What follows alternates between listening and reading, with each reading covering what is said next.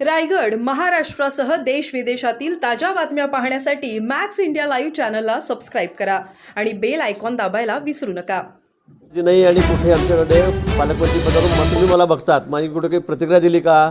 आमच्या कार्यकर्त्यांना मी सांगितलं कुठेही कोणी बोलायचं नाही, आमदारांनाही सूचना दिलेल्या आहेत, कोणीही मागणी करायची नाही, कुठेही रस्ता रोकोन टायर जाळो हा कार्यक्रम आमचा नाहीच आहे. आमचं सरकार आमचं आहे, तिघांमध्ये एकवाक्यता आहे, एकमत आहे. आणि मला असं वाटतं की दोन जिल्ह्यांमध्ये थोडासा वाद आहे, रायगड आणि नाशिकमध्ये. मला वाटतं तिन्ही आमचे नेते बसून या संदर्भामध्ये लवकर निर्णय करतील. दुसरीकडे मुख्यमंत्र्यांचा वारूम जो आहे, मुख्यमंत्र्यांच्या वारूमच्या बाजूला एकनाथ शिंदेंनी कोऑर्डिनेशन रूम सुरू केलं आहे. मंत्रालयात शिंदेंकडून कोऑर्डिनेशन रूम स्थापन केला झाल्यामुळे आता महत्त्वाच्या प्रकल्पांवर त्यांची नजर असणार आहे. फडणवीसांनी जी बैठक घेतली त्या बैठकीला सुद्धा एकनाथ शिंदे गैरहजर होते. मी आपल्याला तेच सांगतो की आमची सगळी सामूहिक जबाबदारी आहे. असं काय नाही किंवा त्यांनी आढावा घ्यायचा नाही, आम्ही आढावा घ्यायचा किंवा आम्ही घेऊ नये त्यांनी घेऊ असा कुठलाही प्रश्न नाही. शेवटी मुख्यमंत्री हे राज्याचे प्रमुख असतात, उपमुख्यमंत्री त्यांचाही मान सन्मान तेवढाच आहे. मला वाटतं त्यांनी जर वारूम केली, त्यात जर आढावा घेतला कामाचा तर अधिक गती कामांना येईल ना. अधिक गतीने आम्हाला काम करायचं आहे, त्यात वाईट काय? त्यामुळे काहीतरी दोघांमध्ये मतांतर आहे आणि वाद चाललेले आहेत. तिन्ही पक्षांमध्ये युतीमध्ये मिठाचा खडा पडला आहे असं समजण्याचं अजिबात कारण नाही. संजय राऊत याच विषयावर म्हणताय की तंगड्यात तंगड अडकवण्याचं काम सरकारमधून केलं जाते. संजय राऊतांची अवस्था तुम्हाला माहीत आहे, त्यांच्या सेनेची अवस्था तुम्हाला माहिती आहे. ठाकरे सेनेची काय झालेली आहे ती फक्त बडबड करणे रोज सकाळी उठून, याशिवाय त्यांच्याकडे कुठल्याही कामाचं राहिलेलं नाही. येत्या निवडणुकीमध्ये महापालिकेच्या निवडणुका आहेत, जिल्हा परिषद पंचायत समिती आहेत, त्यामध्ये त्यांना दिसेल की आपण कुठे आहोत. विधानसभेमध्ये त्यांना त्याची जागा दिसलेली आहे आणि या वाष्पळ बडबडीमुळेच मला वाटतं आता या ठाकरे सेनेमध्ये राहायला कोणी तयार नाही. एकटाच माणूस मला असं वाटतं जबाबदार दिसतो आहे, संजय राऊत, की त्यांच्यामुळे या ठिकाणी हा पक्ष सगळा रसातळाला गेलेला आहे. हो, या सगळ्या चर्चांचा जर विचार केला तर मागचा जो काळ होता, आपण पालकमंत्री होता, कुंभमेळ्याच्या काळात चांगलं काम झालं आणि यावेळेला तुम्ही मात्र त्या ठिकाणी दिसत नाही, म्हणून या खऱ्या चर्चा. मी जाऊन बैठकी घेतलेल्या आहेत, मुख्यमंत्री बैठकी घेता आहेत, मी सगळा आढावा घेतलेला आहे, स्वतः सगळ्या दूर जाऊन आलो, फिरून आलो अधिकाऱ्यांना घेऊन. आपल्याला असं का वाटतं आहे पालकमंत्री हा विषय नाही आहे. कुंभमेळा मंत्रिपदाची जबाबदारी पण सुद्धा एक स्वतंत्र भार माझ्याकडे त्यांनी दिलेला आहे. ते जाहीर केलं आहे, शिंदेसाहेब मुख्यमंत्री त्यावेळेला केलेलं आहे, यावेळेला देवेंद्रजींनी केलेलं आहे. त्यामुळे माझी जबाबदारी आहेच. मी वेळोवेळी जसा वेळ मिळेल तसं नाशिकमध्ये जातो आहे, माहिती घेतो आहे. परवा ज्यावेळेला इथे बैठक झाली, सह्याद्रीला मुख्यमंत्री महोदय होते, शिंदेसाहेब होते, त्या दिवशी मी होतो ना बैठकीमध्ये. अनेक विषयावर चर्चा झाली, सगळे अधिकारी, वरिष्ठ अधिकारी, सगळे सेक्रेटरी विभागाचे सगळे त्या ठिकाणी होते. त्या बैठकीला मी होतो. एखाद्या बैठकीला गेलो नाही याचा अर्थ खूप असं काहीतरी युतीमध्ये खूप फाटलं आहे, विरजण पडलं आहे, मिठाचा खडा पडला आहे असं आपण का म्हणतात मला हे समजत नाही. पण पालकमंत्रीपद नियुक्त होत नाही नाशिकचं, पण दुसरीकडे कुंभमेळ्यासाठी वेगवेगळ्या पक्षांच्या बैठका सुरू आहे. झाल्या पाहिजे ना. पालकमंत्री नाही म्हणून का कुंभमेळा थांबणार आहे का? समजा नाही झाला पालकमंत्री तर अजून महिनाभर होणार नाही, 2 महिने होणार नाही. पण कुंभमेळ्यासाठी आम्हाला 2-3 वर्षाची तयारी करावी लागणार आहे. खूप मोठा खर्च त्या ठिकाणी करावा लागणार आहे, मोठं इन्फ्रास्ट्रक्चर उभं करावं लागणार आहे आणि त्यासाठी काही लगेच ऐन वेळेवर ते होणार नाही. आणि म्हणून माननीय मुख्यमंत्री महोदय सांगितलं आहे, अतिशय रूममध्येच त्यांनी आता हा कुंभमेळ्याचा विषय घेतलेला आहे. आणि त्यामुळे आतापासून आम्हाला रिंग रोड असेल, रस्ते असतील, ब्रिज असतील, रस्त्याचं रुंदीकरण असेल, हे सगळे विषय जे आहेत, काही इन्फ्रास्ट्रक्चर आहेत ते वाढवायचे आहेत. ते वाढवल्याशिवाय पर्याय नाही. आणि आता आपण बघितलं कुंभमेळ्यामध्ये पुन्हा कशी परिस्थिती झाली. मागचा कुंभमेळा आपण अतिशय सुरक्षित, अतिशय सुंदर केलेला आहे. त्याच धर्तीवर याही वेळेला हा अतिशय सुंदर असा कुंभमेळा, सुरक्षित कुंभमेळा आम्ही करणार आहोत. आज कुंभसाठी नाशिकमध्ये बैठक होते आहे, आपण त्या ठिकाणी जाणार आहात, आपल्याला निमंत्रित करण्यात आलेलं आहे, नक्की काय? आणि आज माननीय उपमुख्यमंत्री शिंदेसाहेब यांचा नाशिकचा दौरा आहे आणि त्यामुळे एक आढावा बैठक त्यांनी त्या ठिकाणी बोलवलेली आहे, त्याचं आमंत्रण मलाही आहे. पण उद्या आमची मोठी बैठक या ठिकाणी भारतीय जनता पक्षाची इथे आहे. माननीय मुख्यमंत्री महोदय येत आहेत, त्यामुळे मला जाणं शक्य नाही. आणि मला असं वाटतं की परवाही माननीय मुख्यमंत्री महोदयांनी बैठक घेतली, त्या बैठकीला मी नव्हतो. नाशिकच्या संदर्भामध्ये बैठक घेतली त्यासुद्धा मी गेलेलो नव्हतो. आज शिंदेसाहेब घेत आहेत, अजितदादांनी कुंभमेळ्याच्या संदर्भात माहिती घेतली. मला वाटतं हा अतिशय मोठा आपला धार्मिक कार्यक्रम आहे आणि यावर्षी गेल्यापेक्षा म्हणजे 12 वर्षापूर्वी जेवढी गर्दी होती त्यापेक्षा दुप्पट गर्दी ही नाशिकला यावेळेला कुंभमेळ्यात होणार आहे. आणि म्हणून ही आमची सगळ्यांची जबाबदारी आहे. आता शिंदेसाहेब नाशिकला जाते तर त्यांनी कुंभमेळ्या संदर्भामध्ये जर आढावा बैठक घेतली तर यात गैर काय? चुकीचं काही नाही. फक्त मला जर वेळ असेल मी नक्की गेलो असतो, परंतु मला आज त्या ठिकाणी आज उद्या CM साहेब आमच्याकडे येत आहेत, त्यामुळे कार्यक्रमाची थोडी गर्दी आहे. त्यामुळे मी जाऊ शकलो नाही एवढंच. भाऊ, आजच्या मागच्या बैठकीचं तुम्हाला निमंत्रण नव्हतं असं सांगितलं काय? जातं. आजच्या बैठकीचं तुम्हाला निमंत्रण नव्हतं कारण तुम्ही ज्या बैठक घेतल्या होत्या त्या बैठकीला दादा भुसे पण नव्हते. आजच्या बैठकीला तुम्ही नाही, त्याच्यामुळे मला वाटतं हा सगळी आमची सामूहिक जबाबदारी आहे. प्रत्येकाने बैठक घेतली की प्रत्येकाच्या बैठकीला सगळ्यांनी जावं. तर दादा भुसेंनी सुद्धा 15-20 दिवसापूर्वी बैठक घेतलेली होती, कुंभमेळ्याची सविस्तर बैठक घेतली होती, मोठी बैठक घेतली होती.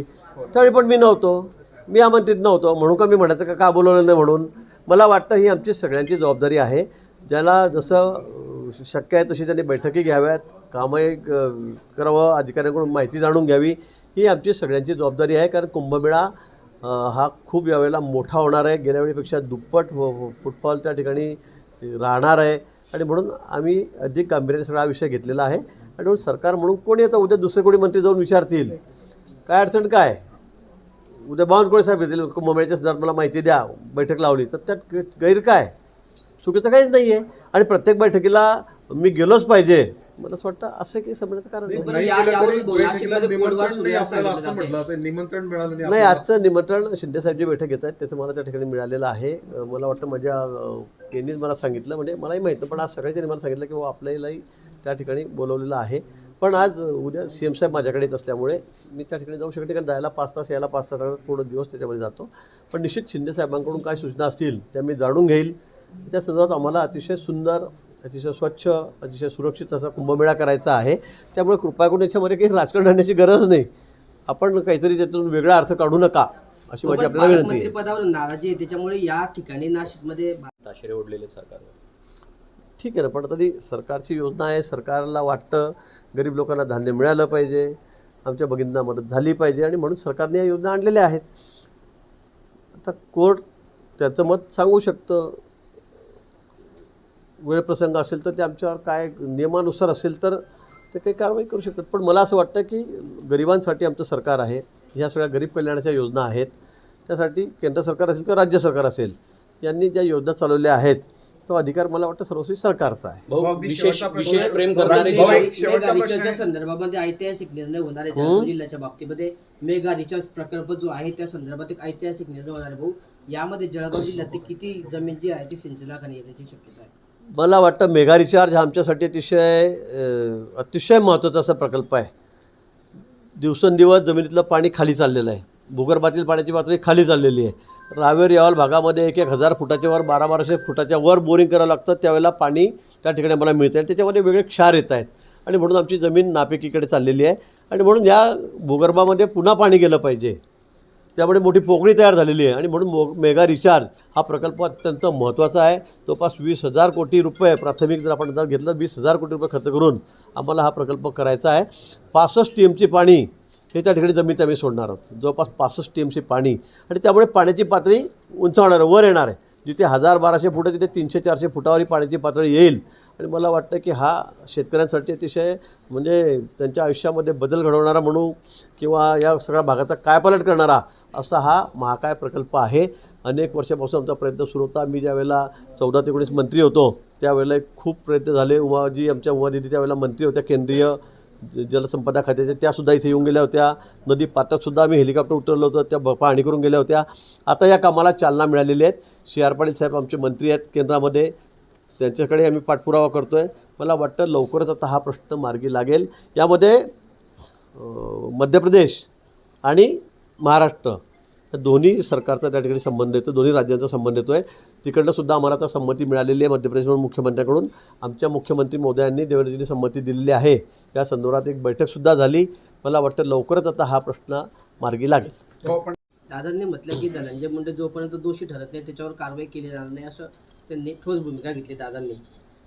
मग तो त्यांच्या पक्षाचा निर्णय आहे. कारण सगळे म्हणतात दादा काय निर्णय घेत आहे, दादा काय निर्णय, तर दादांनी निर्णय घेतलेला आहे.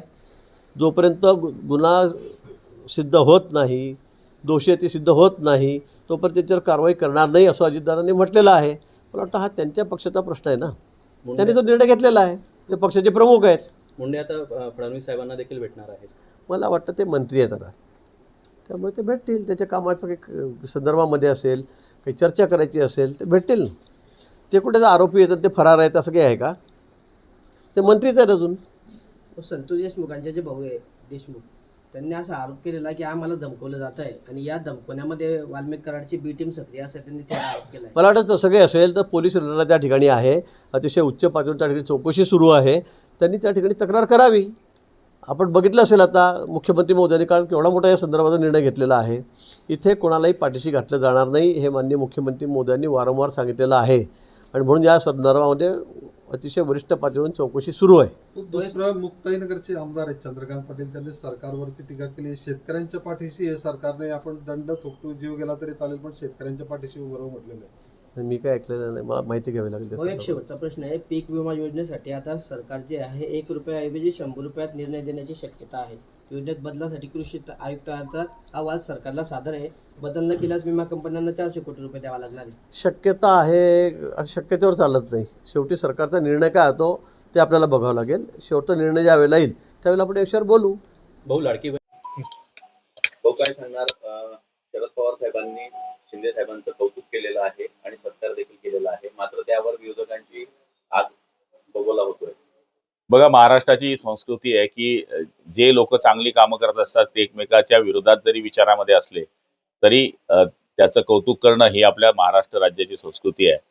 आणि शरद पवार साहेबांनी त्याच आधारावर या ठिकाणी शिंदे साहेबांना पुरस्कार देत असताना त्यांनी चांगलं काम केल्याचं कौतुक केलेलं आहे.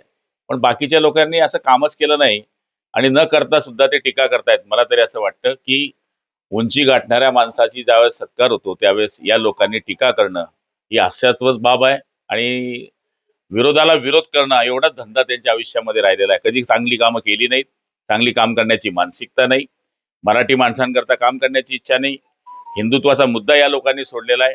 आता शिंदे साहेबांनी 2.5 वर्षामध्ये जी चांगली कामं केली त्याच्या आधारावर या ठिकाणी पवार साहेब बोलल्याचं, यांच्या पोटामध्ये जे पोटशूळ उठलंय, मी त्यांचा निश्चितप्रमाणे निषेध करतो की ही आपल्या माध्यमातून केलेली टीका म्हणजे मला तरी असं वाटतं की एखाद्या चांगल्या कर्तृत्वान माणसावर केलेले जे घाणेरडे आरोप आहे ही जनता त्यांना माफ करणार नाही, असं माझा त्यांना इशारा आहे. हो, राज्याचा जर विचार केला तर राज्यामध्ये कुठे ना कुठे ऑपरेशन टायगर सुरू आहे. आपण कसं बघताय? नाही, बघा, आपण पाहिलं असेल की विचारधारा सोडून ज्यावेळेस म्हणून राजकारणामध्ये पुढचा प्रवास करत असतो त्यावेळेस लोक जी जुळणारी असतात ती विचारधारेमुळे जुळलेली असतात, आपल्या नेतृत्वाच्या कार्यामुळे जुळलेले असतात. पण आपण पाहतोय की यांची निवडणुकीमध्ये घेतलेले जे विचार आहेत आणि त्यांची जे झालेलं अपयश आहे आणि हे सगळं लक्षात आल्यामुळे मूळ धारा कुठे आहे तर ती शिंदे साहेबांच्या शिवसेनेमध्ये आहे. त्याच्यामुळे ऑपरेशन टायगर हे सक्सेस होताना महाराष्ट्रामध्ये दिसतंय. बरेच लोक शिवसेनेमध्ये या ठिकाणी वापसी करतायत. आणखी पुढच्या काळामध्ये आपण बघा, अर्धी ठाकरे सेना ही शिवसेनेमध्ये असेल. निश्चितच भाऊ, जर काल बघितलं तर शिंदे गटातर्फे खासदारांना काही गेट टुगेदर देण्यात आलं, त्यामध्ये ठाकरे गटाचे खासदार देखील त्या गेट टुगेदरच्या कार्यक्रमात उपस्थित होते.